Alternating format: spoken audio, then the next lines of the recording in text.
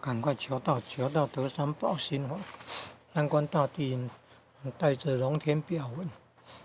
求到当天要有报姓名，然后才能够填到龙天表上面。那火化以后由三官大帝带到天界南天门那边，然后再到里天办那个挂号，然后再到呢办挂号开户呢，里天有个你看功德银行开户，然后再到地府啊，对照那个生死簿，对照正确物，然后删除掉那个姓名，这个叫地府除名。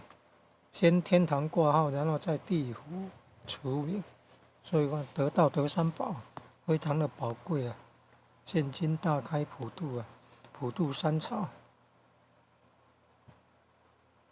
天朝、地朝、人朝，所以要把握这个有道可求的机缘呢。